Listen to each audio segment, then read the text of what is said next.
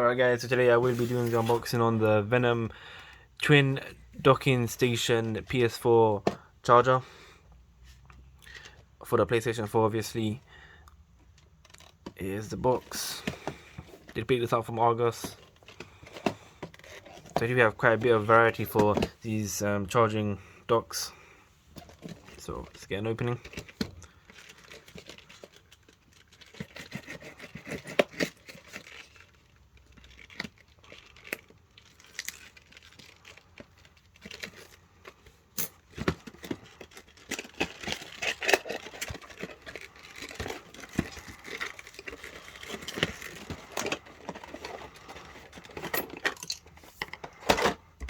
There it is.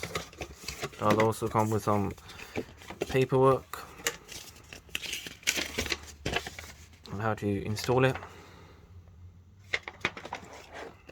Little sticker, I think. So here it is, plugged into a USB source. You can just set them up. Let me get my DualShock 4 controllers to show you how it works. So it would be something like this. I plugged it into the charging slot and like that. It fits two controllers. Thank you very much for watching and peace out.